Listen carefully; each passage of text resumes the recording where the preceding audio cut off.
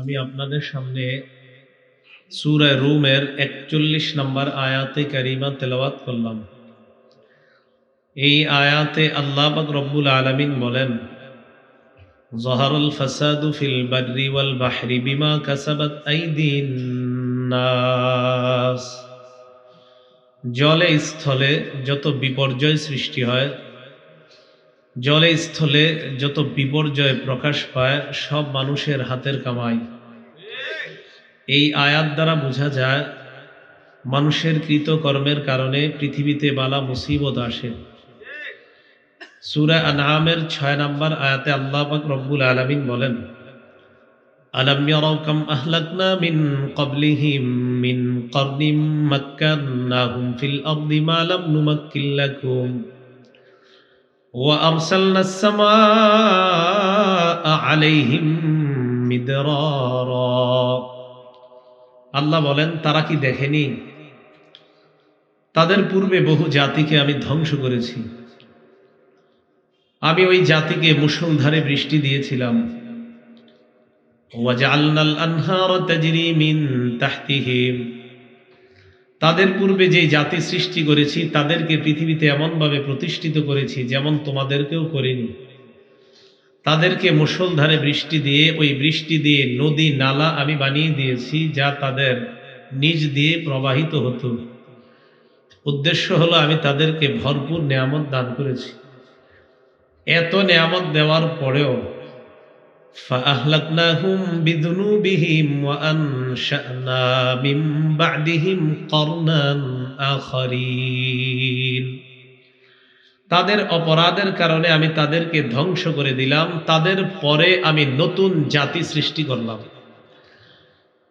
এই আয়াত দ্বারা বোঝা যায় নেয়ামত পাওয়ার পর মানুষ যখন গুনাহের মিটার বাড়িয়ে দেয়, এই গুনাহের কারণে আল্লাহ মানুষকে পাকড়াও করেন, মানুষকে গজব দেন, এবং আল্লাহ চাইলে তাদেরকে ধ্বংস করে নতুন জাতি সৃষ্টি করবেন। এই ক্ষমতা আল্লাহর আছে। সূরা আনকাবুতের ৩৯ এবং ৪০ নম্বর আয়াতে আল্লাহ বলেন, ওয়া কারুন ওয়া ফিরআউন ওয়া হামান ওয়ালাকাদ জাআহুম মূসা বিল বাইয়িনাতি ফাস্তাকবারু ফিল আরদি ওয়া মা কানু সাবিকিন। কারুন, ফিরআউন, হামান, তাদের কাছে মূসা আলাইহিস সালাতু ওয়াস সালাম স্পষ্ট নিদর্শন সমূহ নিয়ে এসেছেন, যে নিদর্শন সমূহ প্রমাণ করে মূসা আলাইহিস সালাতু ওয়াস সালাম একজন সত্য নবী। এই প্রমাণাদি নিয়ে আসার পরেও তারা পৃথিবীতে উদ্ধত প্রকাশ করলো, উদ্ধত আচরণ করলো, তারা অহংকার প্রদর্শন করলো। আল্লাহ বলেন, এরা অহংকার করলো, এরা নিজেদেরকে বড় মনে করলো, এতটা সত্ত্বেও তারা আমার আযাবকে এড়াতে পারেনি। ফাকুল্লান আখাযনা বিযামবি, আমি প্রত্যেককে তার গুনাহের কারণে পাকড়াও করলাম। ফামিনহুম মান আরসালনা আলাইহি হাসিবা, আমি কাউকে পাথর বৃষ্টি দিয়ে ধ্বংস করে দিলাম। ওয়া মিনহুম মান আখাযাতহুস সাইহা, কারো পর ভয়ঙ্কর বিকট চিৎকার এসে, আওয়াজ এসে তাদেরকে ধ্বংস করে দিয়েছে। ওয়া মিনহুম মান খাসাফনা বিহিল আরদ, তাদের কাউকে আমি আল্লাহ জমিনে ধসিয়ে দিলাম, ধ্বংস করে দিলাম। ওয়া মিনহুম মান আগরাকনা, তাদের কাউকে আমি আল্লাহ পানিতে ডুবিয়ে ধ্বংস করে দিলাম। ওয়া মা কানাল্লাহু লিয়াযলিমাহুম, আল্লাহ বলেন আল্লাহ তাদের উপর জুলুমকারী নন। আল্লাহ এমন নন যে তাদের উপর আল্লাহ জুলুম করেছেন। ওয়ালাকিন কানু আনফুসাহুম ইয়াযলিমুন, বরং তারা নিজেরাই নিজেদের উপর জুলুম করেছে। এই আয়াত দ্বারা বোঝা যায়, ভালো করে বুঝেন, গুনাহের কারণে যখন গজব আসে, এই গজব আসা মানে এটা আমাদের উপর কোনো নির্যাতন না, জুলুম না, আমরা নিজেরাই নিজেদের উপর জুলুম করি। এই জুলুম করার কারণেই আমাদের উপর গজব আসে। সূরা আলে ইমরান আয়াত নাম্বার 11, আল্লাহ পাক রব্বুল আলামিন বলেন, কাদাবি আলি ফিরআউন ওয়াল্লাযীনা মিন ক্বাবলিহিম কাযযাবু বিআয়াতিনা। যেমন ছিল ফেরাউন সম্প্রদায় এবং তাদের পূর্ববর্তীদের আচরণ, তারা আমার আয়াতগুলোকে মিথ্যা সাব্যস্ত করেছে। ফাআখাযাহুমুল্লাহু বিযুনুবিহিম, আল্লাহ পাক রব্বুল আলামিন তাদের গুনাহের কারণে তাদেরকে পাকড়াও করলেন। দেখেন তো এই আয়াত দ্বারা কি বোঝা যায়? ফেরাউন সম্প্রদায় এবং আগের সম্প্রদায় আমার আয়াতগুলাকে অস্বীকার করেছে। বলেন আল্লাহর আয়াত অস্বীকার করা গুনাহ কিনা? এই অপরাধের কারণে আল্লাহ তাদেরকে পাকড়াও করলেন। যে আলোচনাগুলো করতেছি এখন, এই যে গুনাহের কারণে পাকড়াও, খালি বাংলাটা মনে রাখবেন যে গুনাহের কারণে পাকড়াও, গুনাহের কারণে পাকড়াও, গুনাহের কারণে পাকড়াও। এটা শুধু শোনার মধ্যে আমরা সীমাবদ্ধ রাখবো না, কথাটা বারবার ভাববো যে গুনাহের কারণে পাকড়াও, এই বিষয়টা কেমন। তা আমরা বারবার গুনাহ করি, গুনাহের কারণে আমরা ধরাশয়ী হয়ে যাই। আল্লাহ আমাদের সকলকে গুনাহমুক্ত জীবন যাপন করার তৌফিক দান করেন। কিন্তু আল্লাহর কত দয়া জানেন, সব গুনাহের কারণে আল্লাহ আমাদেরকে ধরেন না, কিছু গুনাহের কারণে আল্লাহ আমাদেরকে ধরেন। সূরা মাঈদার 49 নম্বর আয়াতে আল্লাহ বলেন, ফালাম আন্নামা ইউরিদুল্লাহু আন ইউসিবাহুম বিবাদি যুনুবিহিম, তুমি জেনে রাখো আল্লাহ তাদেরকে তাদের কিছু গুনাহের কারণে তাদেরকে আযাব দিতে চান, কিছু গুনাহের কারণে আযাব দিতে চান। এই আয়াত দ্বারা বোঝা যায় সব গুনাহে আযাব দেয় না, কিছু গুনাহে আযাব দেয়।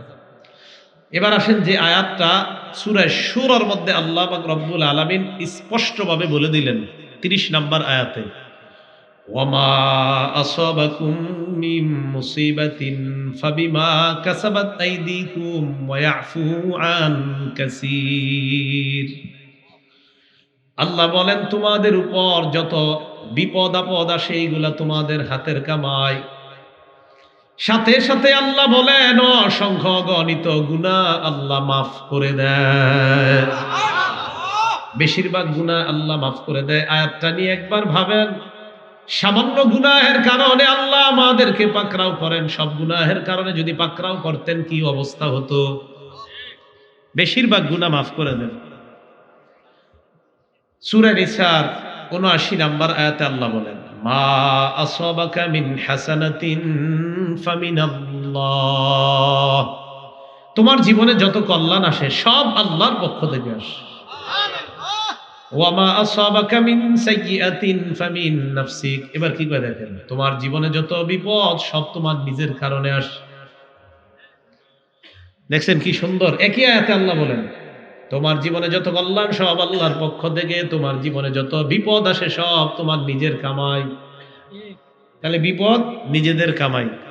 আল্লাহ আমাদেরকে গুনাহ মুক্ত জীবন যাপন করার তৌফিক দান করেন। এবার কয়েকটা বিষয় শিখাবো, মনে রাখবেন। বলেন তো গজব আসে কাদের কৃতকর্মের কারণে? বলবো আমাদের। বলেন তো কাদের কৃতকর্মের কারণে? হ্যাঁ, গজবটা আল্লাহর হুকুমে আসে। বলেন গজব আসে, গজব আসে কার হুকুমে? গজবের কাজ করি কারা? সূরা তাগাবুনের 11 নম্বর আয়াতে আল্লাহ বলেন, মা আসাবা মিন মুসিবাতিন ইল্লা বিইজনিল্লাহ, যত বিপদ আপদ গজব আসে সব আল্লাহর হুকুমে আসে। আয়াতগুলা গবেষণা করলে আমরা রেজাল্ট পেয়ে গেলাম, গজব আসে আমাদের হাতের কামাইয়ের কারণে, আমাদের নিজেদের গুনাহের কারণে গজব আসে, তবে গজব আসে আল্লাহর হুকুমে। কার হুকুমে? আল্লাহর হুকুমে। আচ্ছা, এতটুকু কথা কি সবার বুঝে আসছে? তো বুঝে আসলে এবার মূল আলোচনা আমরা যেতে পারি। এই পৃথিবীতে সবচেয়ে বড় অপরাধের নাম শিরিক করা। বলেন কি করা? শিরিক করা। মুসনাদে আহমদ কিতাবের নাম, হাদিস নাম্বার ২২,০৭৫ নম্বর হাদিসের বর্ণনা। عن معاذ بن جبل رضي الله تعالى عنه قال أوصاني رسول الله صلى الله عليه وسلم بعشر كلمات। মুআয ইবনে জাবাল রাদিয়াল্লাহু তাআলা আনহুর বর্ণনা, তিনি বলেন আল্লাহর রাসূল আমাকে 10টা বিষয়ে উপদেশ দিয়েছেন। কয়টা? 10টা। মুখস্থ করব। 1 নাম্বার, লা তুশরিক বিল্লাহি শাইআন ওয়া ইন কুতিলতা ওয়া হুররিকতা, তোমাকে যদি জ্বালিয়ে দেওয়া হয়, তোমাকে যদি পুড়িয়ে দেওয়া হয়, তোমাকে যদি হত্যা করা হয়, এরপরেও তুমি আল্লাহর সাথে শিরিক করবা না। দুই নাম্বার, ওয়ালা তাউক্কান্না ওয়ালিদাইক ওয়া ইন আমারাকা আন তাখরুজা মিন আহলিকা ওয়া মালিকা। তোমার মা বাবা যদি তোমাকে হুকুম করে তুমি তোমার পরিবার ছেড়ে দাও, সম্পদ ছেড়ে দাও, এরপরেও মা বাবার নাফরমানি করবা না। তিন নাম্বার, ওয়ালা তাতরুকান্না সালাতান মাকতুবাতান মুতাআম্মিদা। ইচ্ছাকৃতভাবে এক ওয়াক্ত ফরজ নামাজ ছেড়ে দিবা না। ফাইন্না মান তারাকা সালাতান মাকতুবাতান মুতাআম্মিদান ফাকাদ বারিআত মিনহু জিম্মাতুল্লাহ। এক ওয়াক্ত ফরজ নামাজ যদি কেউ ইচ্ছাকৃতভাবে ছেড়ে দেয়, তার উপর থেকে আল্লাহর দায়িত্ব উঠে যায়। নাউজুবিল্লাহ। এক ওয়াক্ত ফজর নয়, ফরজ। বলেন ফজর না ফরজ? এক ওয়াক্ত ফরজ বললেন না আপনি, যা বান্দা তোর যা মন চায় তুই তা কর, আমি আল্লাহ তোর দায়িত্ব নিচ্ছি। এক ওয়াক্ত ফরজ, এক ওয়াক্ত ফরজ নামাজ হাতে পায়ে ধরে বলি, জ্ঞান থাকতে ফরজ নামাজ ছেড়ে দিয়েন না। চার নাম্বার, ওয়ালা তাশরাবান্না খামরা। মাদক সেবন করবা না, মদ পান করবা না। ফাইন্নাহু রাসু কুল্লি ফাহিশা। মাদক সমস্ত অশ্লীলতার মূল, সমস্ত ফাহেশার মূল হলো মাদক সেবন করা। পাঁচ নাম্বার, ইয়াকা ওয়াল মাসিয়া ফাইন্না বিল মাসিয়াতি হাল্লা সাখাতুল্লাহ। আল্লাহর নাফরমানি থেকে বেঁচে থাকবা। আল্লাহর নাফরমানির কারণে আল্লাহর ক্রোধ পৃথিবীতে নাজিল হয়। নাউজুবিল্লাহ। আল্লাহরে রাগায়া দিন। নাফরমানের কারণে আল্লাহর রাগ নাজিল হয়। আল্লাহর রাগ এটা যেন আমাদের উপর না আসে। আল্লাহর রাগ, আল্লাহর গজব, আল্লাহর গুসা এটা যেন আমাদের উপর না হয়। আল্লাহ আপনি আমাদেরকে আপনার রহমতের চাদরে ঢেকে নেন। ছয় নাম্বার, ওয়া ইয়াকা ওয়াল ফিরার মিনাজ জাহফি। জিহাদের ময়দান থেকে পলায়ন করবা না। ওয়া ইন হালাকান নাস। সবাই যদিও ধ্বংস হয়ে যায়, তুমি জিহাদের ময়দান থেকে পলায়ন করবা না। সাত নাম্বার, ইদা আসাবান নাস মুতান। কোন এলাকায় যদি মহামারী দেখা দেয়, ওয়া আনতা ফীহিম, তুমি যদি ওই মহামারী কবলিত এলাকায় থাকো, ফাসবুত, তুমি সেখানেই থাকবা। মহামারীর ভয়ে ওই এলাকা ছেড়ে বাহিরে যাবা না। কোন এলাকায় মহামারী দেখা দিলে তুমি সেখানেই থাকো, ওই এলাকা থেকে বাহিরে যাবে না। করোনার সময় সায়েন্টিস্টরা, আধুনিক বিজ্ঞান, বর্তমান বড় বড় সারা পৃথিবীর বড় বড় ডাক্তাররা বলে দিল, লকডাউন দেওয়া হোক, এক এলাকার মানুষ যেন অন্য এলাকায় না যায়, মহামারী কবলিত রাষ্ট্রে যেন অন্য কোনো রাষ্ট্রের মানুষ প্রবেশ না করে, ওই মহামারী কবলিত রাষ্ট্রের মানুষ যেন অন্য কোথাও না যায়, আর অন্য কোনো মানুষ যেন মহামারী কবলিত রাষ্ট্রে প্রবেশ না করে। এই আইন বর্তমান বিজ্ঞান করে দিল এবং এই আইন আমরা পালনও করলাম। আমরাও লকডাউনের মধ্যে নিজেদেরকে সীমাবদ্ধ রাখলাম। আমার নবী তো এই কথা 1500 বছর আগে বলে গিয়েছে।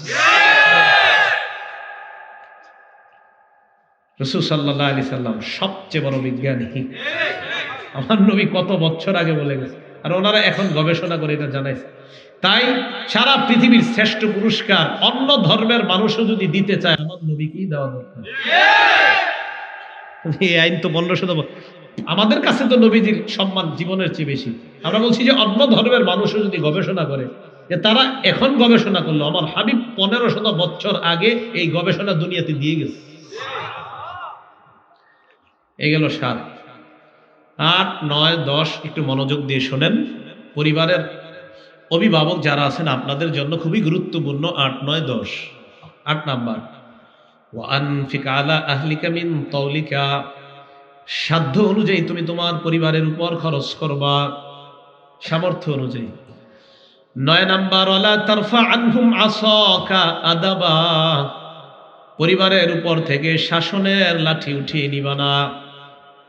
আপনার বিবি আপনার ব্যাপারে যেন এই কথা বলে, আমার স্বামী দুনিয়ার শ্রেষ্ঠ স্বামী, আমার স্বামী আমার পৃথিবীর সমস্ত হালাল চাহিদাগুলা হালাল সাধ্যের মধ্যে পূরণ করার চেষ্টা করে, তবে আমার স্বামী আল্লাহর নাফরমানি করব, এক্ষেত্রে আমার স্বামী আমাকে চুল পরিমাণ ছাড় দিবে না।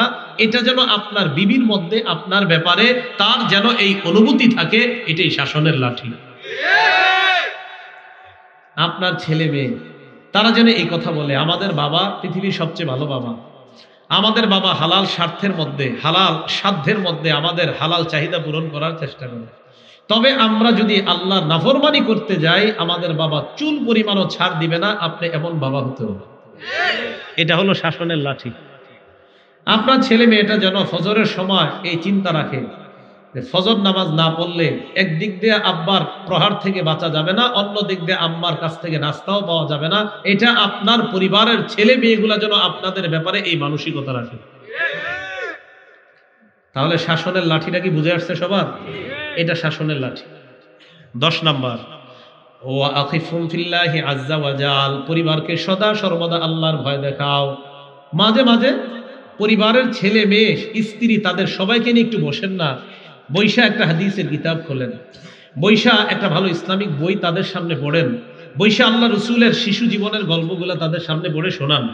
এইভাবে আপনি আপনার পরিবারগুলাকে নিয়ে বসেন, বসার পর এইভাবে তাদের মাঝে আপনি জান্নাত জাহান্নামের বিষয়গুলা পড়ার মাধ্যমে দেওয়ার চেষ্টা করেন। এইভাবে বললেন না যে এটা জান্নাত এটা জান্নাত, বলা দরকার নাই। আপনি একটা বই থেকে পড়েন, ইনশাআল্লাহ দেখবেন আস্তে আস্তে তাদের মাঝে জান্নাত কি, জাহান্নাম কি, আল্লাহ কি, নবী কি, ফেরেশতা কারা, এই ব্যাপারে ছোট থেকে আপনার সন্তানের মাঝে মানসিকতা তৈরি হয়ে যাবে। এটা আখিফুম ফিল্লাহি আযজা ওয়া জাল, আল্লাহর ব্যাপারে তোমার পরিবারকে ভয় দেখাও। তাহলে বলেন তো এই উপদেশগুলা তখন সম্ভব হবে যদি আমাদের পরিবারটা ইসলামিক পরিবার বানানো যায়। আল্লাহ সকলের পরিবারগুলোকে ইসলামিক আদর্শ পরিবার হওয়ার তৌফিক দান করেন। কয়টা উপদেশ? 10টা। মন দিয়ে শোনেন। 1 নাম্বার, যদি জ্বালিয়ে দেওয়া হয়, পুড়িয়ে দেওয়া হয়, আল্লাহর সাথে শিরিক করবা না। 2 নাম্বার, তোমার মা বাবা যদি তোমাকে সম্পদ ছেড়ে দিতে বলে, পরিবার ছেড়ে দিতে বলে, মা বাবার নাফরমানি করবা না। 3 নাম্বার, ইচ্ছাকৃতভাবে 1 ওয়াক্ত ফরজ নামাজ ছেড়ে দিবা না। 4 নাম্বার, মাদক সেবন করবা না। 5 নাম্বার, আল্লাহর নাফরমানি করবা না। 6 নাম্বার, যুদ্ধের ময়দান থেকে পলায়ন করবা না। 7 নাম্বার, কোন এলাকায় যদি মহামারী দেখা দেয়, তুমি যদি সেখানে থাকো, ওই এলাকা থেকে তুমি মহামারীর ভয়ে বের হয়ে যাবে না। 8 নাম্বার, পরিবারকে তুমি সাধ্য অনুযায়ী খরচ করো। 9 নাম্বার, পরিবারের উপর থেকে শাসনের লাঠিটা উঠিয়ে নিও না। 10 নাম্বার, পরিবারকে সদা সর্বদা আল্লাহর ভয় দেখাও। এই 10টা উপদেশ আল্লাহ আমাদের সকলকে মেনে চলার তৌফিক দান করে।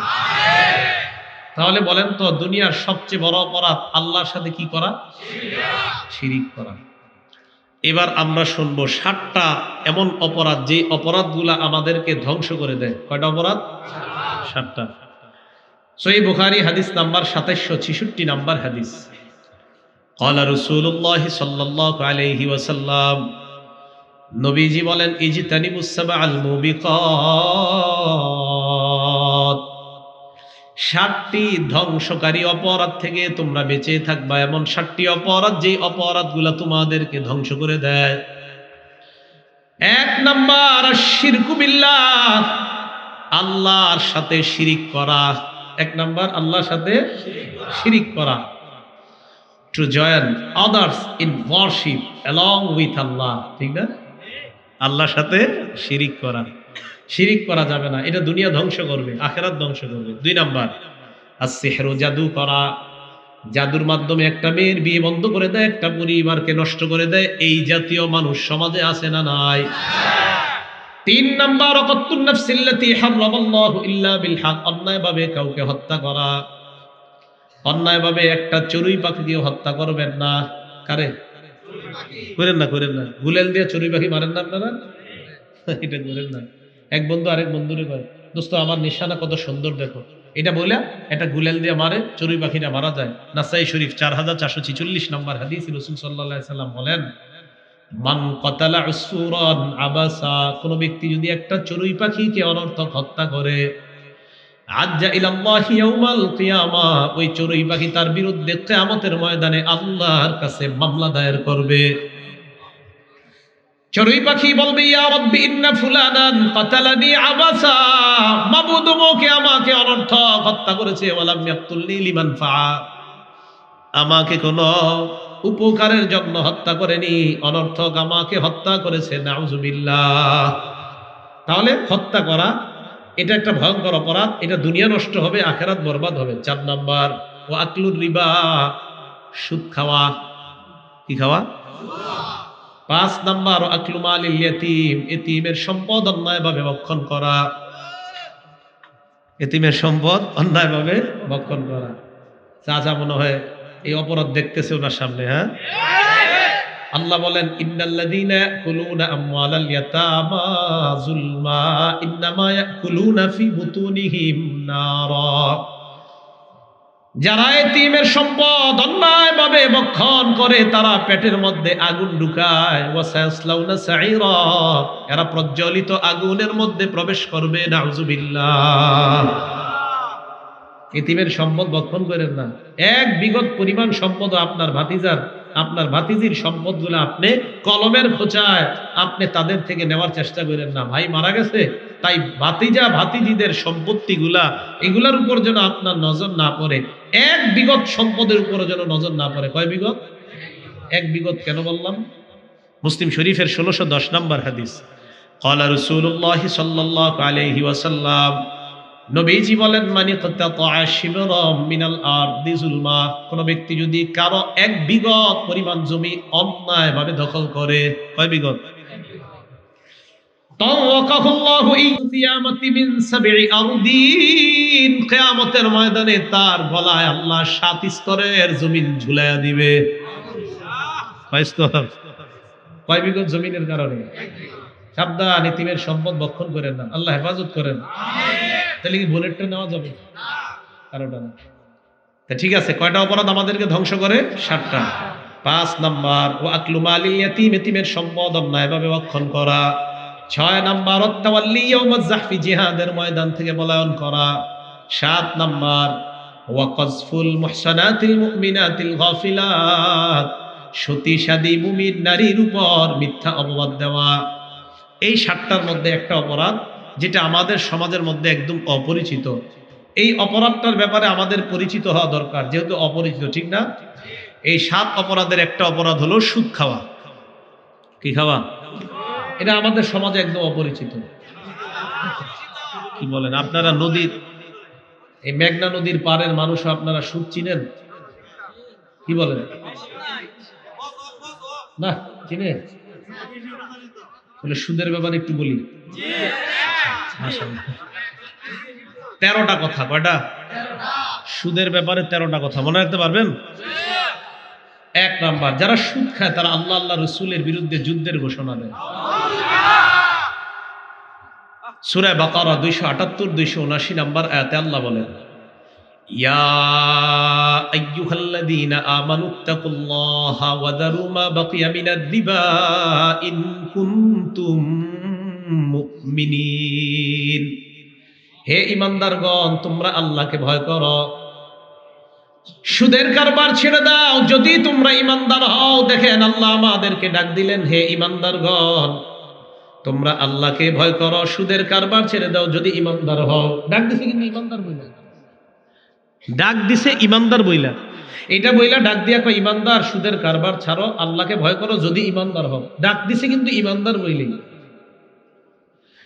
এরপর আল্লাহ বলেন ফাইল্লাম তাফআলু ফাযানু বিহারবিম মিনাল্লাহি ওয়া রাসূলিহি, আমি আল্লাহ বলার পর সুদের কারবার যদি ছেড়ে না দাও, আল্লাহ আল্লাহ নবীর বিরুদ্ধে যুদ্ধের ঘোষণা দিয়ে দাও।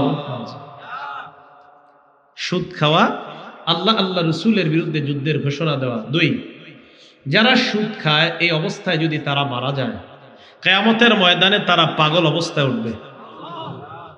সূরা বাকারা 275 নাম্বার আয়াত আল্লাহ বলেন, আল্লাযীনা ইয়াকুলুনা রিবা লা ইয়াকুমুনা ইল্লা কামা ইয়াকুমুল্লাযী ইয়াতাখাব্বাতুহুশ শাইতানু মিনাল মাস। যারা সুদ খায় তারা কিয়ামতের ময়দানে এমন অবস্থায় উঠবে যেন শয়তান তাদেরকে স্পর্শ করে পাগল বানিয়ে দেয়। যালিকা বিআন্নাহুম ক্বালু ইন্নামাল বাই'উ মিসলুর রিবা ওয়া আহাল্লাল্লাহুল বাই'a ওয়া হাররামার রিবা। তারা বলে ব্যবসা সুদের মতো। নাউজুবিল্লাহ বলেন। আল্লাহ বলে আল্লাহ ব্যবসাকে হালাল করেছেন, সুদকে করেছেন হারাম। ব্যবসায়ও লাভ হয়, সুদও লাভ। বলেন ব্যবসার লাভ হালাল, সুদ এটা হারাম। তাহলে সুদ যে লভ্যাংশ এটা কি? হারাম। তাহলে যারা সুদ খায় কিয়ামতের মাঠে পাগল অবস্থায় উঠবে। আল্লাহ এই অপরাধটা থেকে আমাদের সকলকে বেঁচে থাকার তৌফিক দান করেন। 3 নাম্বার, যারা সুদ খায় তারা কিয়ামতের ময়দানে এমন অবস্থায় উঠবে, এদিক তাকান, দেখলে মনে হবে তাদের গলার মধ্যে কেউ এইভাবে চেপে ধরছে, ফাঁসি লাগিয়ে হত্যা করা হচ্ছে, গলার মধ্যে ফাঁস লাগিয়ে শ্বাসরোধ করে তাকে হত্যা করা হচ্ছে, এমন দেখা যাবে। এমন অবস্থায় হা হা করতে করতে কিয়ামতের মাঠ হবে। ওমদাতুত তাফসীর 1 নাম্বার খণ্ড 330 নাম্বার পৃষ্ঠা। عن عبد الله بن عباس رضي الله تعالى عنهما قال آكل الربا يبعث يوم القيامة مجنونا يخنق। আব্দুল্লাহ ইবনে আব্বাস বলেন, সুদখোরকে কিয়ামতের ময়দানে এমন অবস্থায় উঠানো হবে, দেখলে মনে হবে পাগল, আর মনে হবে কেউ যেন তাকে শ্বাসরোধ করে হত্যা করা হচ্ছে। নাউজুবিল্লাহ। দেখলে মনে হবে তার শ্বাসরোধ করে তাকে হত্যা করা হচ্ছে। 4 নাম্বার, আপনাদের এই এলাকায় যারা সুদ খায় তারা আল্লাহর আযাবকে এই এলাকার জন্য বৈধ করে দেন। সাহেবনগর এলাকায় যারা সুদ খায় তারা আল্লাহর গজবকে এলাকার জন্য বৈধ করে দেয়। আল্লাহ দিতে চায় না, সুদখোররা গজবকে ত্বরান্বিত করে টেনে নিয়ে আসে। আত-তারগীব ওয়াত-তারহীব কিতাবের নাম, 3 নাম্বার খণ্ড 69 নাম্বার পৃষ্ঠা। আন আব্দুল্লাহ ইবনে আব্বাস রাদিয়াল্লাহু তাআলা আনহুমা قال قال رسول الله صلى الله عليه وسلم। আব্দুল্লাহ ইবনে আব্বাস রাদিয়াল্লাহু তাআলা আনহুমার বর্ণনা, আল্লাহর নবী সাল্লাল্লাহু আলাইহি ওয়াসাল্লাম বলেন, ইযা যাহারাজ জিনা ওয়ার রিবা ফি ক্বরিয়া, কোন এলাকার মধ্যে যখন ব্যভিচার বেড়ে যায়, সুদের কারবার বেড়ে যায়, নবীজি বলেন কোন এলাকার মধ্যে যখন বড় ধরনের 2টা অপরাধ, 1 নাম্বার জিনা ব্যভিচার যদি বেড়ে যায়, 2 নাম্বার সুদের কারবার যদি বেড়ে যায়, কদ আহাল্লু বিআনফুসিহিম আযাবাল্লাহ, এই মানুষগুলা ওই এলাকার জন্য আল্লাহর আযাব বৈধ করে নেয়। নাউজুবিল্লাহ। এটা 4 নাম্বার। 5 নাম্বার, যারা সুদ খায় তারা ওই এলাকার মধ্যে দুর্ভিক্ষ টেনে আনে। দুর্ভিক্ষ, সুদের কারণে দেশে দুর্ভিক্ষ লাগে। দলিল মুসনাদে আহমদ কিতাবের নাম, হাদিস নাম্বার 17822 নাম্বার হাদিস। আন আমর ইবনুল আস রাদিয়াল্লাহু তাআলা আনহু قال মা মিন ক্বরিয়াতিন ইয়াযহারু ফীহিমুর রিবা ইল্লা উখিযু বিস-সানা, কোন এলাকার মধ্যে যদি সুদের কারবার বেড়ে যায়, ওই এলাকার মধ্যে দুর্ভিক্ষ লেগে যায়। ওমা মিন কওমিন ইয়াযহারু ফীহিমুর রিশা, কোন এলাকার মধ্যে যদি ঘুষের কারবার বেড়ে যায়, ইল্লা উখিযু বির-রুবি, ওই এলাকার পুরুষগুলা কাপুরুষ হয়ে যায়। পুরুষরা কি হয়? কাপুরুষ। আর সুদ খাইলে ওই এলাকায় দুর্ভিক্ষ লাগে। এগুলো 5।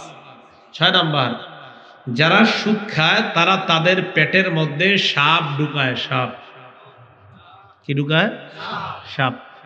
ইবনে মাজাহ হাদিসের কিতাব, হাদিস নাম্বার 2273 2273। عن أبي هريرة رضي الله تعالى عنه قال قال رسول الله صلى الله عليه وسلم। আবু হুরায়রা রাদিয়াল্লাহু তাআলা আনহুর বর্ণনা, আল্লাহ রাসূল সাল্লাল্লাহু আলাইহি ওয়াসাল্লাম বলেন, আতাইতু লাইলাতান উসরিয়া বি আলা কওমিন, নবীজি বলেন মেরাজের রাত্রে আমি এমন এক মানুষের পাশ দিয়ে অতিক্রম করলাম, তাদের দিকে তাকাইলাম, তাকায় দেখলাম বুতুনুহুম কাল বুয়ুত, তাদের পেটগুলা বিশাল বড় বাড়ির মতো। পেট কিসের মতো? ফিহা আল হাইয়াত তুরাক মিন খারিজি বুতুনিহিম, নবীজি বলেন তাদের পেটের বাহির থেকে দেখা যায় ভিতরে বিশাল বড় বড় সাপ দৌড়ায়।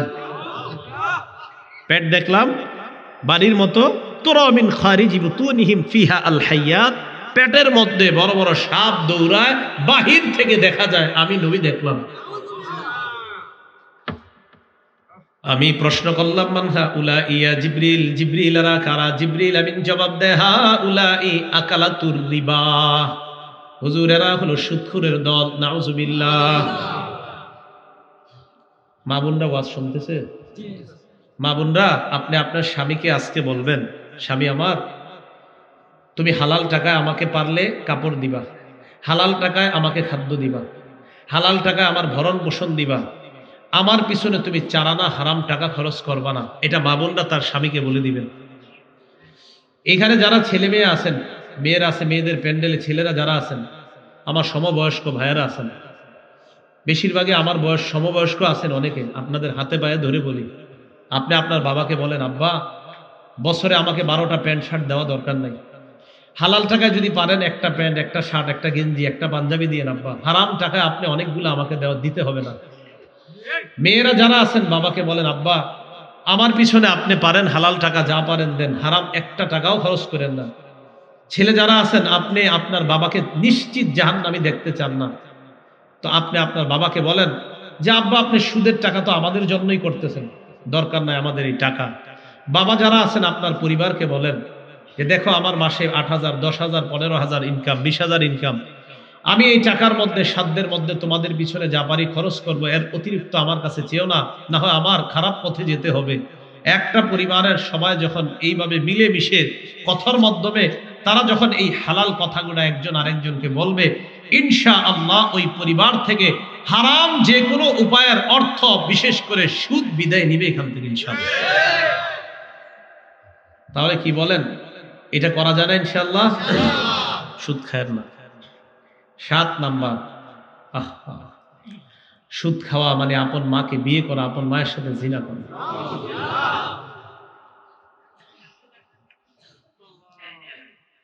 ইবনে মাজা 2274 নাম্বার হাদিস এবং 2275, এই হাদিসের মধ্যে আসছে আদিবা সাবউনা হুবা, সুদের 70টি গুনাহের শাখা। সুদ তো বড় অপরাধ, এর মধ্যে এই সুদের গুনাহের শাখা 70টা। আইসারুহা আইয়ান কিহার রাজুল উম্মা, সবচাইতে নিম্ন শাখা হলো আপন মাকে বিয়ে করা, ব্যভিচার করা। 8 নাম্বার, সুদ ধ্বংসকারী অপরাধ।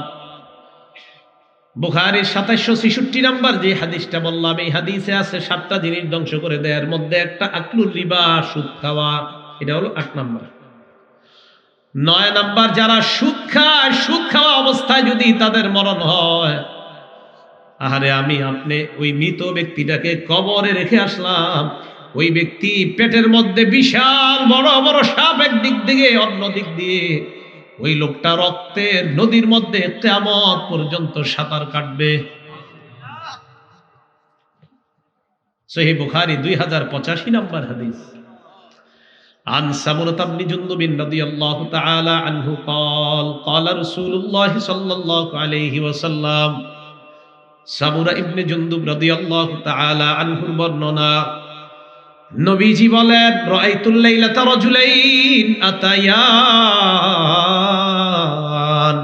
রাতের বেলা দুই ব্যক্তিকে দেখলাম আমার কাছে আসছে। ফাআখরাজানি ইলা আরদিন মুকদ্দাসা, আমাকে একটা পবিত্র ভূমির মধ্যে নিয়ে যায়। ফানতালাকনা হাত্তা আতাইনা আলা নাহরিম মিন দাম, নবীজি বলেন চলতে চলতে একটা নদীর কাছে গেলাম, নদীর মধ্যে তাকিয়ে দেখি রক্ত। নদী দেখি, এটা একটা নদী, হ্যাঁ এটা একটা নদী, দেখেন এটা একটা নদী। নবীজি বলেন ফিহি রাজুলুন কাইমুন, নদীর মাঝখানে দেখি এক ব্যক্তি দাঁড়িয়ে আছে, নদীর মাঝখানে। ওয়ালা ওয়াসতিন নাহরি রাজুলুন বাইনা ইয়াদাইহি হিজারা, নদীর কিনারায় এক ব্যক্তি দাঁড়িয়ে আছে, তার পাশে আশেপাশে অনেকগুলা পাথর। নদীর মাঝখান, নদীর কিনারা। নবীজি বলেন আমি অবাক হয়ে তাকিয়ে রইলাম, দেখতে লাগলাম। ফাআকবালার রাজুলুল্লাযী ফিন নাহরি, নদীর মাঝখানের লোকটা কিনারার দিকে যাওয়ার চেষ্টা করতেছে। ফারামার রাজুলু বিহাজারিন ফি ফি, মাঝের লোকটা যখন কিনারার দিকে রওনা করে, কিনারা থেকে ওই লোকটা পাথর উঠে তার মুখ বরাবর মারে। নবীজি বলেন আমি যখন দেখলাম পাথর তার মুখে লাগে, রদ্দাহু হাইসু কানা, ওই লোকটা পাথরের আঘাতে আবার আগের জায়গায় চলে যায়। কে? ওই মাঝখানের লোকটা। রাসূল সাল্লাল্লাহু আলাইহি সাল্লাম বলেন কুল্লামা জাআ লিয়াখরুজা, যতবার লোকটা বের হতে চায়, রমা বিহাজারিন ফি ফিহি, ততবার তার মুখে পাথর মারে। ইয়ারজিউ হাইসু কানা, ততবার আবার মাঝখানে চলে যায়।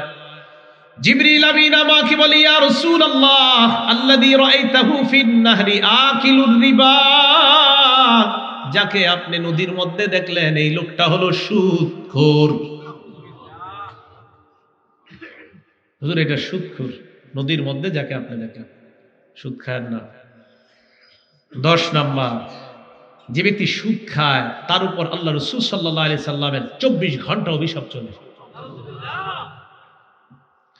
নাসাই শরীফের 5103 নাম্বার হাদিসের বর্ণনা।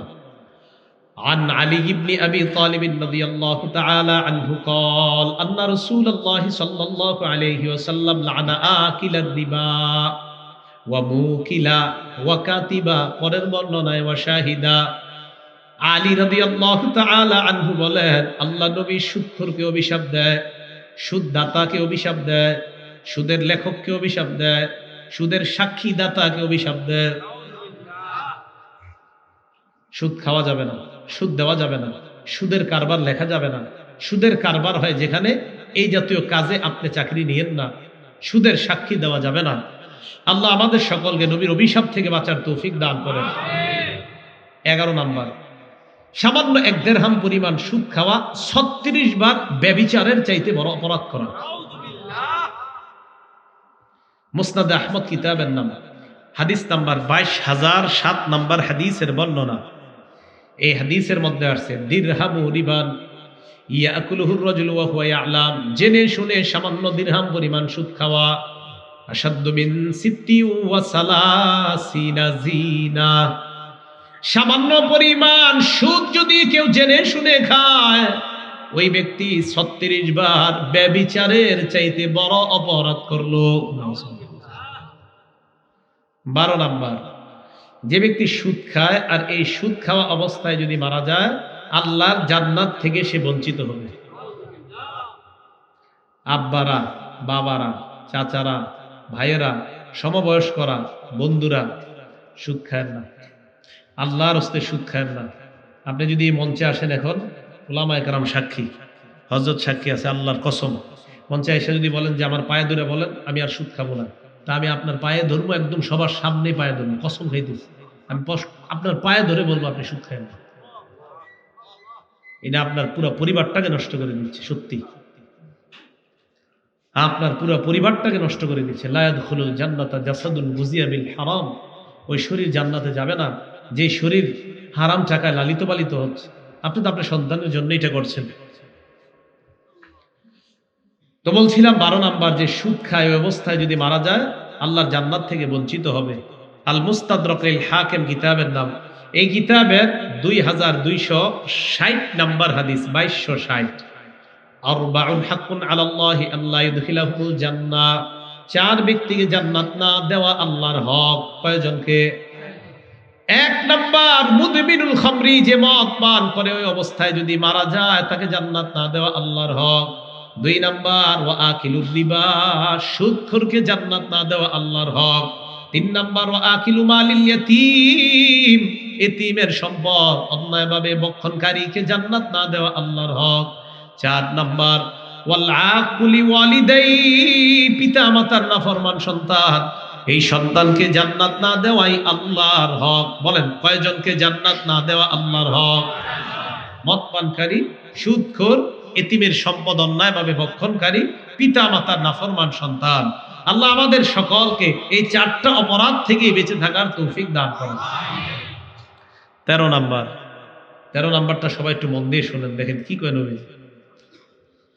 আবু দাউদ শরীফের 3331 নাম্বার হাদিস, মানে 3331, 3টা 3 একটা 1, কত হয়? 3331, 3331, ঠিক না? এটা মনে রাখার জন্য আর কি, যাতে সবাই একজন আরেকজনকে শোনাইতে পারেন। এটা ক্বালা রাসূলুল্লাহ সাল্লাল্লাহু আলাইহি ওয়াসাল্লাম, নবীজি বলেন, লা ইয়াতিয়ান্না আলা উম্মতি জামান, নবীজি বলেন এমন একটা সময় আসবে, লা ইয়াতিয়ান্না আলান নাসি জামান, এমন একটা সময় আসবে, লা ইয়াবকা আহাদুন ইল্লা আকালার রিবা, যেই জামানায় কেউ বাকি থাকবে না, সবাই সুদ খাবে। মানে কি? ওয়া ইল্লাম ইয়াকুলহু আসাবাহু মিন বুখারিহি, সবাই যদিও সুদ না খায়, সুদের ধোঁয়া সবার গায়ে লাগবে। ওনারা, আমি চা খাওয়াইতে নিয়ে গেলাম এক দোকানে, তো আমি ওনার সুদের টাকা চা খাওয়াই দিই, বেচারা তো জানে না, ওনার গুনাহ হবে না, কিন্তু আমি চা খাওয়াই দিছি সুদের টাকায়। এই যে উনি সুদ খায় নাই, সুদের ধোঁয়া ভিতরে ঢুকাই দিচ্ছে, উনি তো জানে না। এই জন্য তো আমরা এবাদতে মজা পাই না, কারণ আপনারাও অনেক ভালো মানুষদেরকে অজান্তে সুদের টাকায় তাকে খাওয়াই দিচ্ছেন, ওই বেচারা জানে না, ওই বেচারার এবাদত আগামী 7 দিন মজা পায় না, কারণ আমরা তো জানি না। এই জন্য অজান্তে আপনাকে সুদ আপনার ভিতরে সুদের ধোঁয়া ঢুকিয়ে দিচ্ছে, এটা আমি আপনি জানি না। আল্লাহ আমাদের সকলকে সুদ নামক অপরাধ থেকে পুরো সমাজটাকে বেঁচে থাকার তৌফিক দান করেন। চেয়ারম্যান, মেম্বার এবং এলাকার ছোট বড়, সাদা দাড়িওয়ালা, কালো দাড়িওয়ালা, সবাই মিলেমিশে যেন সুদ মুক্ত একটা সমাজ আমরা সবাই গড়তে পারি, আল্লাহ তৌফিক দান করেন। 5 পরীক্ষায় আমাদের উপর বিভিন্ন গজব আসবে। বলেন পরীক্ষা কয়টা? গজব বিভিন্ন। বলেন পরীক্ষা কয়টা? গজব বিভিন্ন।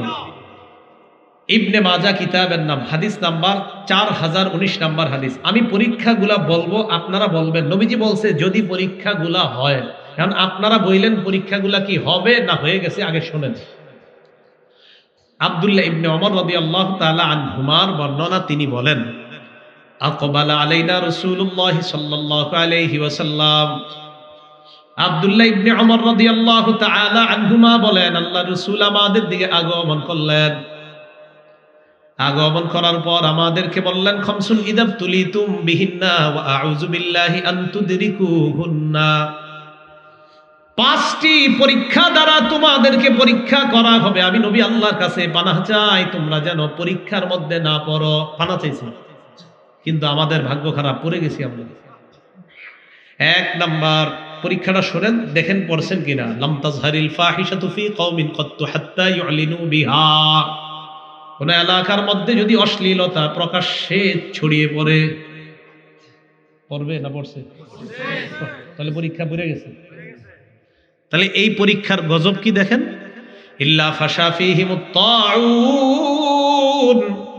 ওই এলাকার মধ্যে আল্লাহ মহামারী দিয়ে দিবে, তাদের মাঝে মহামারী দেখা দিবে যে এলাকায় অশ্লীলতা ছড়িয়ে পড়বে। আর কি হবে, ওয়াল আউজাউল্লাতী লাম তাকুন মাযাত ফি আসলাফিহিমুল্লাযীনা মাযাউ।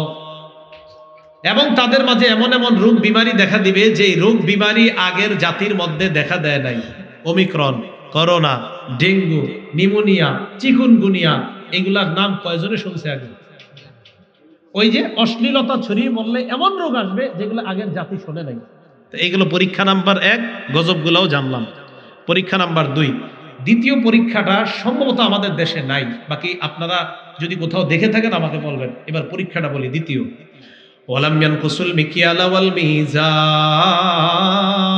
যে দেশের মধ্যে ওজনে কম দিবে,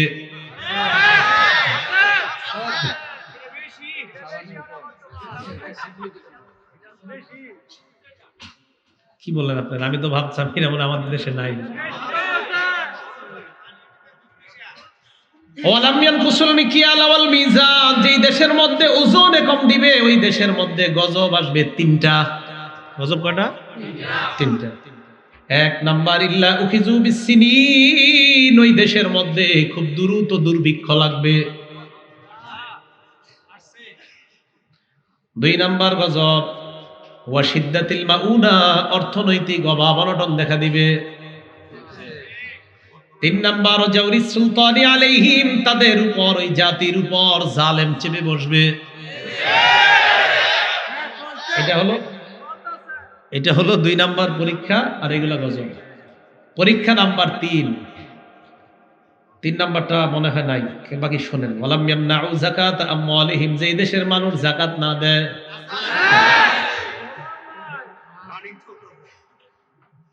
ইল্লা মুনিউল খাতরা মিনাস সামা। ওই দেশের মধ্যে রহমতের বৃষ্টি বন্ধ করে দেওয়া হয়। এমন বৃষ্টি বন্ধ হয়ে যায় যে বৃষ্টি আসলে কৃষকের মুখে হাসি ফুটে, ওই বৃষ্টি আর পাবে না। যেই বৃষ্টিতে কৃষি খাত আমাদের দেশের অর্থনৈতিক অবস্থা চাঙ্গা করে দিবে, ওই রহমতের বৃষ্টি পাওয়া যাবে না কোনো দেশের মানুষ যদি যাকাত না দেয়। প্রশ্ন হলো, যাকাত না দেওয়ার পরেও আমাদের দেশে মাঝে মাঝে বৃষ্টি হয় কিনা? কেন হয়? এটাও নবীজি বলে গেছে, লাউলাল বাহাইমু লাম ইউমতারু। চতুষ্পদ জন্তুরা যদি না থাকতো, হাঁস যদি না থাকতো, সাপ যদি না থাকতো, বৃষ্টি আসলে কিছু প্রাণী আছে তারা অনেক খুশি হয়, এই প্রাণীগুলা যদি না থাকতো দুনিয়াতে বৃষ্টি আসতো না। নবীজি বলেন একদল প্রাণী তারা বৃষ্টির কারণে আনন্দিত হয়, তাদেরকে আল্লাহ বৃষ্টি দেয়, তাদের কারণে বনি আদম তোমরা বৃষ্টি পাও। দেখছেন নি, জাকাত না দিলে ওই দেশে বৃষ্টি আসে না, তার মানে আমাদের কারণে বৃষ্টি আসে না। হাইওয়ান জানোয়াররা খুশি হয় বৃষ্টি আসলে, আল্লাহ ওদেরকে দেয়, তাই আমরা ফিরি ফিরি পেয়ে যাই। পরীক্ষা নাম্বার 4, ওয়ালাম ইয়ানকুদু আহদাল্লাহি ওয়া আহদা রাসূলিহি, যে দেশের মানুষ আল্লাহ আল্লাহ রসুলের অঙ্গীকার ভঙ্গ করে। আল্লাহ আমাদেরকে বলছেন মা আতাকুমুর রাসূলু ফাখুযুহু, মুহাম্মদ সাল্লাল্লাহু আলাইহি ওয়াসাল্লাম তোমাদেরকে যা দিয়েছেন এটা গ্রহণ করো। ওয়া মা নাহাকুম আনহু ফান্তাহু, যা থেকে নিষেধ করেছেন তা থেকে তোমরা বিরত থাকো। তাহলে আমরা আল্লাহর সাথে ওয়াদাবদ্ধ হলাম, নবী যা দিবে তা গ্রহণ করব, নবী যা থেকে নিষেধ করবে তা থেকে আমরা বিরত থাকব। এবার নবীজি কি থেকে নিষেধ করেন, এবার একটা আগে দেখি নবী কি হুকুম করেন। সহিহ বুখারীর 2465 নাম্বার হাদিসে রাসূল সাল্লাল্লাহু আলাইহি সাল্লাম বলেন ইয়াকুমুল জুলুস আলাত তুরুকাত, তোমরা রাস্তাঘাটে অনর্থক আজাইরা পেচালের জন্য বৈঠক করা থেকে বাঁচো। কি পেচাল? আজাইরা অনর্থক কথাবার্তার যে বৈঠক, এগুলা থেকে বাঁচো। সাহাবারা বললেন ইয়া রাসূলুল্লাহ মা লানা বুদ্দুন ইন্নামা হিয়া মাজালিসুনা নাতাহাদ্দাসু ফিহা, হুজুর আমরা তো ধর্মীয় আলোচনার জন্য রাস্তাঘাটে বসতে হয়। নবীজি বললেন হ্যাঁ তাহলে ঠিক আছে। ফাইদা আবাইতুম ইল্লাল মাজালিসা, যদি রাস্তাঘাটে বসতেই হয় ফাআতুত তরিকা হাক্কাহা, রাস্তার হক আদায় করবা। বলেন তো আমরা যারা রাস্তাঘাটে চা পান করি, 4-5 জন একত্রিত হয়ে চা পান করার সময় রাস্তার হক কয়টা? 5টা। বলেন 5টা। কয়টা?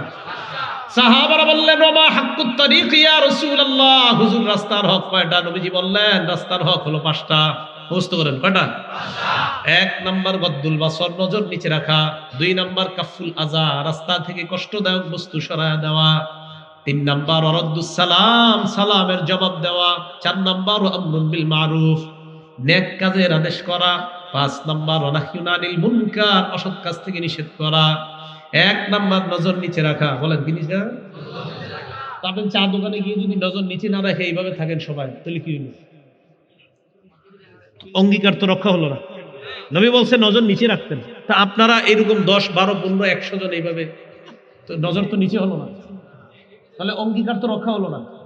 তাহলে একদিক দিয়ে নবীজি বললেন, আদেশ করলেন, হুকুম করলেন, এই শোনো আমার উম্মত বসতে হইলে রাস্তার হক আদায় করবা। তাহলে রাস্তার 1 নাম্বার হক নজর।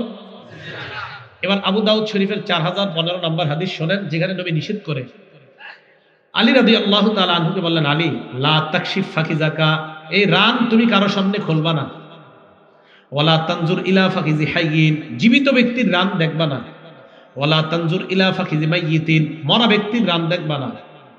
বুখারীর 2465 নাম্বার হাদিসে বললেন নজর নিচে রাখো। আবু দাউদের 4015 নাম্বার হাদিসে বললেন কারো রানের দিকে দেখবা না। তাহলে বুখারীর 2465 নাম্বার হাদিসে জানলাম নজর থাকবে নিচে। আবু দাউদের 4015 নাম্বার হাদিস কারো রানের দিকে দেখা যাবে না। এখন বলেন তো আপনারা, নাটক সিনেমায় যদি রান দেখা যায় সেই রান দেখা হালাল না হারাম? হাডুডু খেলায় যদি রান দেখা যায় সেই রান দেখা হালাল না হারাম? আর কোন খেলা আসেনি রান দেখা যায়? কি খেলা? তো হইল যুবক ভাইদের চেহারাগুলো কালো হয়ে গেছে। ঘটনা কি? আপনাদের চেহারা কালো হওয়ার কারণ কি? অস্বাভাবিকভাবে সবার চেহারাগুলো কালো হয়ে গেল।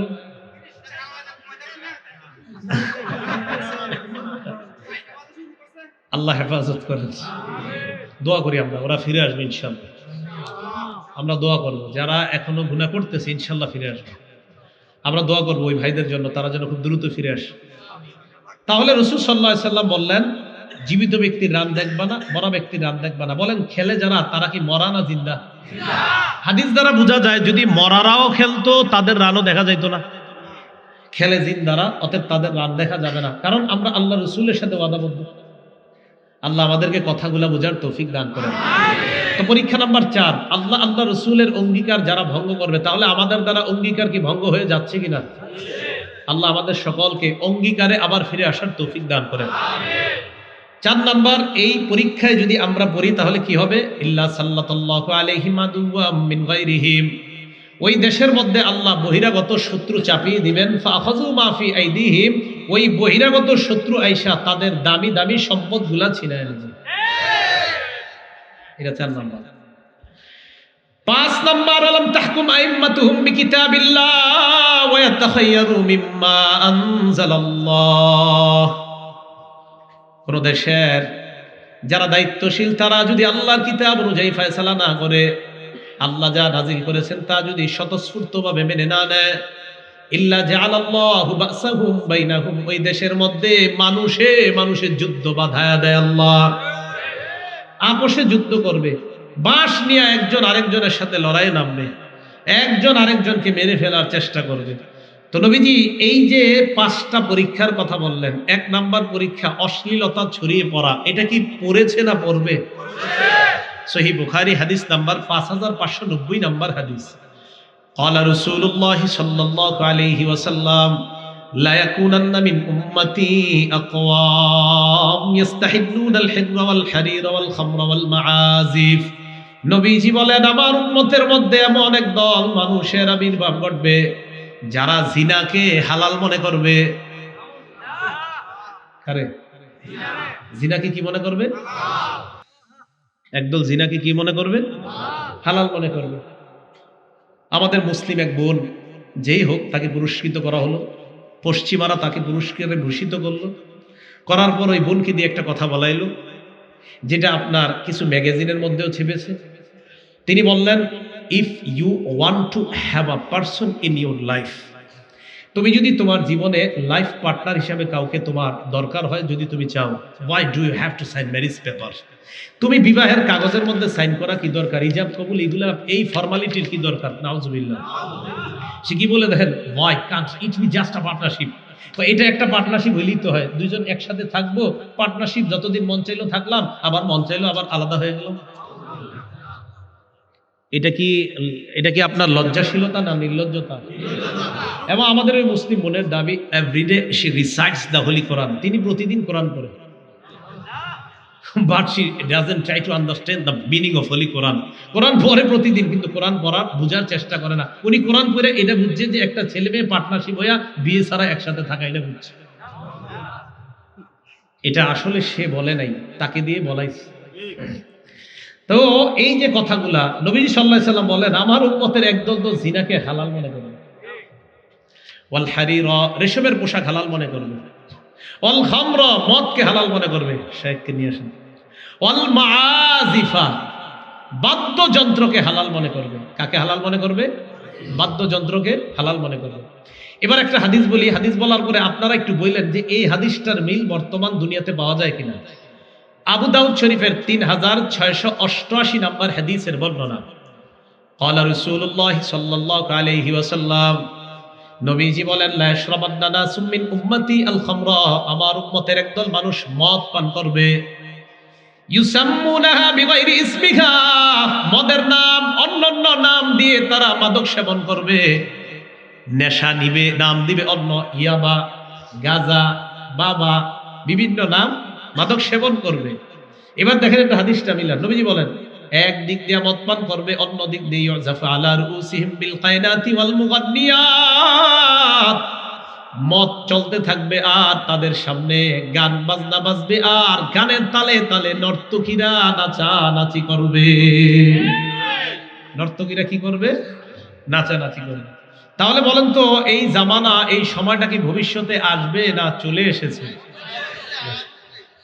এবার একটা হাদিস শোনেন। ক্বালা রাসূলুল্লাহ সাল্লাল্লাহু আলাইহি ওয়াসাল্লাম, নবীজি বলেন, ইন্না মিন আশরাতিস সাআ, কিয়ামতের আলামত হলো, ভাই আরে বসে এই নবীজি বলেন, ইন্না মিন আশরাতিস সাআ, সমস্যা নেই, আমরা একসাথে পড়াশোনা করছি।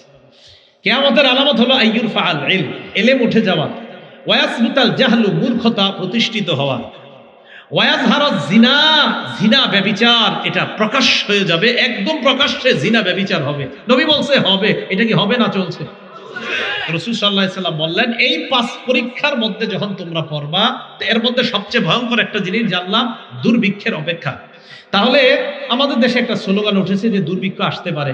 আজকে আমরা দুর্ভিক্ষ আসার 2টা অপরাধ জানলাম, এক সুদ খাওয়া, আরেকটা হলো আপনার ওজনে কম দেওয়া। তাই এই বিষয়টার দিকে উলামায়ে কেরাম সহ আমাদের দেশের প্রধান যারা আছে তার সবার এই বিষয়টা নজর দেওয়া দরকার যে সুদের ভয়াবহতা যদি বেড়ে যায় আর ওজনে কম মাপে কম দেওয়া এগুলো যখন বেড়ে যাবে তখন দেশে দুর্ভিক্ষ লাগবে। তাহলে দুর্ভিক্ষ থেকে বাঁচার জন্য এই দুইটা প্রথমে বন্ধ করতে হবে। এক হলো ওজনে কম দেওয়া যাবে না, দুই নাম্বার সুদ খাওয়া যাবে না। এই অপরাধগুলো যখন আস্তে আস্তে কমে আসবে আল্লাহর রহমতও আমাদের উপর তত বেশি নেমে আসবে। আল্লাহ পাক রব্বুল আলামিন আমাদের সকলকে যেই গুনাহগুলার কথা আলোচনা করা হলো আমি আপনি আমরা সকলেই যেন এই গুনাহগুলা এবং গুনাহের কারণে যেই গজব আসে এই গজব থেকে আমরা বেঁচে থাকতে পারি আল্লাহ তৌফিক দান করেন। আমিন। আখিরু দাওয়ানা আনিল হামদুলিল্লাহি রাব্বিল আলামিন।